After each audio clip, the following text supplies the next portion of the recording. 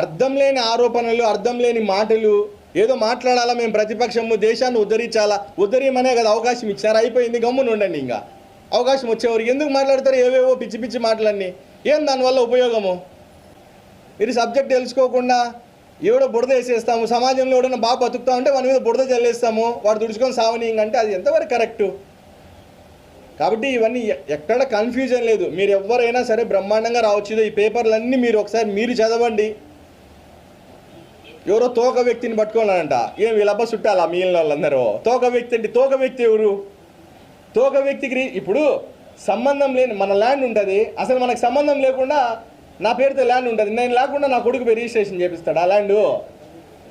తోకనో ముండేమో లేకుంటే ఏదన్నా అవ్వచ్చులే, మనకు సంబంధం లేకుండా ఇంకొకరి పేరు రిజిస్ట్రేషన్ చేయించలేరు కదా. ఎవరికైతే అధికారం ఉంటుందో వాళ్ళు వచ్చి రిజిస్టర్ చేపిస్తేనే రిజిస్టర్ అవుతుంది.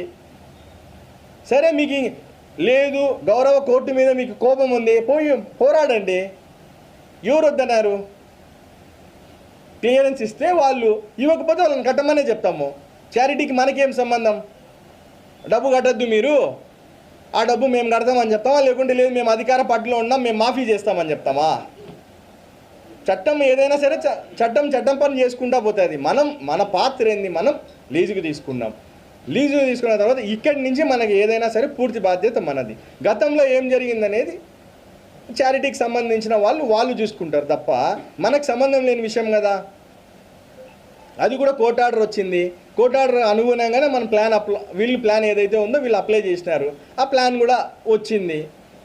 అన్ని కాపీలు ఇస్తాము అంతే తప్ప కబ్జాలు చేసేసినారు, మొత్తం తినేసినారు, సైడ్లన్నీ తినేసి ఏమన్నా ఇవన్నీ ఎంతవరకు కరెక్ట్? అంటే ప్రజల్ని కన్ఫ్యూజ్ చేసేస్తాము, ఏదో జరిగిపోతుంది కడపలో. ఏం జరగలేదు. కడప చాలా ప్రశాంతంగా ఉంది, బ్రహ్మాండమైన ప్రశాంతంగా ఉంది, ప్రశాంతంగా కూడా ఉంటుంది.